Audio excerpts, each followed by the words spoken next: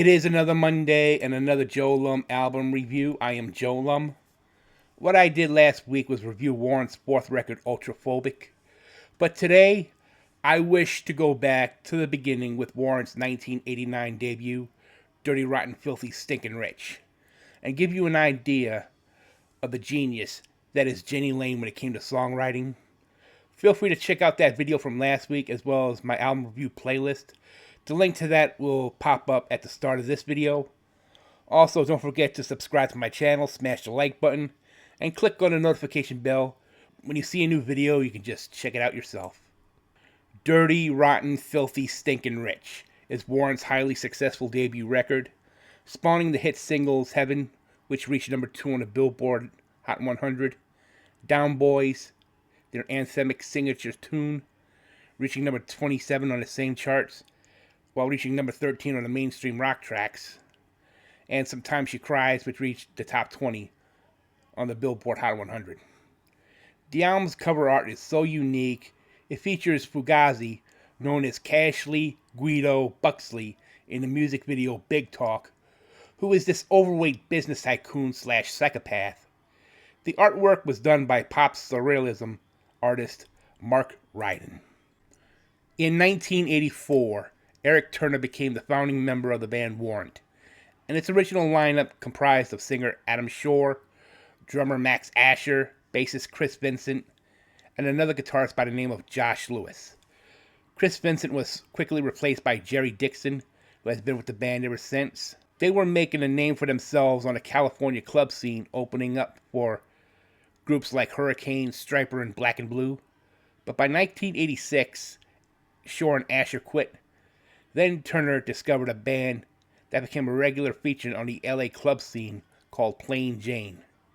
He was very impressed with singer Jenny Lane's songwriting and vocal performance that he not only invited him but drummer Stephen Sweet to join Warrant. Then Josh Lewis was replaced by Joey Allen, and by 1987 the classic Warrant lineup was complete. Jenny Lane's recruitment into the band proved pivotal to the band's future, with the frontman assuming the role of primary songwriter.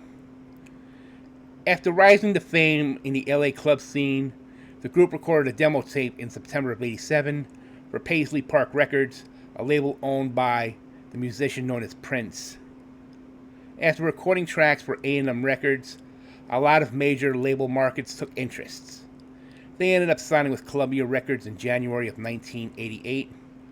The album would be produced by Bo Hill, and production would begin in the spring of that year at the Enterprise in Burbank, California. Here's the start of Lane's personal issues began. During the recording, Jenny Lane walked in on his best friend in bed with his girlfriend, and that led to him having a nervous breakdown. And its release was delayed until he recovered. That incident led him to write I Saw Red for the following record, Cherry Pie. The album finished recording in November of 1988. Now we get to the part where there's guitar playing controversy on this record.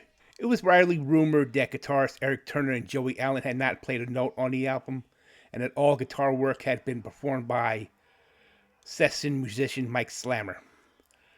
While the rumor had never been verified, his wife confirmed in 1998 that he did play guitar on the record.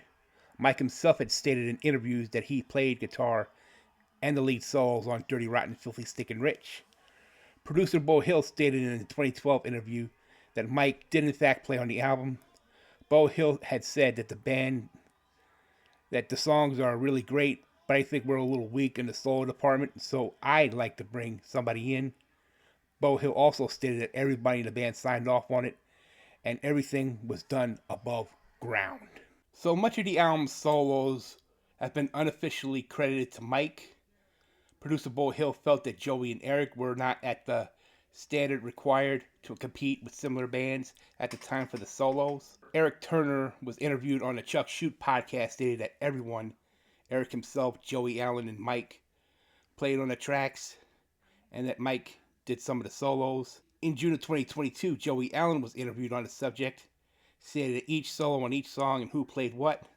Some of the songs were entirely Slammer, while others were a mix of the three, some entirely Joey Allen himself.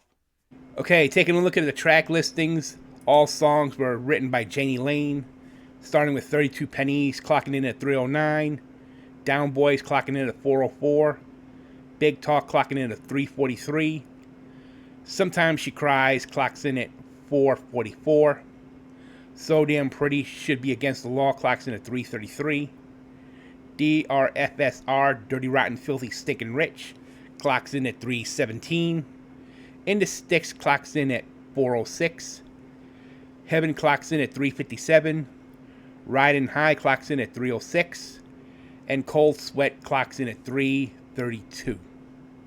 Dirty Rotten Filthy Stinkin' Rich was released on January 31st, 1989. The album reached the top 10 of the Billboard 200 and went double platinum. The album's sound is typical to the Sunset Strip glam metal scene of the 80s, featuring heavy guitars and melodic, catchy choruses. The album's themes, which include materialism, such as songs like 32 Pennies and DRFSR, sex, such as Down Boys, So Damn Pretty and Cold Sweat, heartbreak, which is Heaven, and loneliness, Sometimes She Cries, would be echoed on later Warrant releases. My overall rating for Dirty Rotten Filthy Stinkin' Rich is a 7 out of 10. My favorite tracks are the 4 singles, Down Boys, Big Talk, Sometimes She Cries, and the power ballad Heaven. Plus, I like the track DRFSR, which stands for, after all, Dirty, Rotten, Filthy, Stinkin' Rich. As far as the solo recording dispute between Mike Slamer, Eric Turner, and Joey Allen, I really did not give a shit about it at all, and still don't today.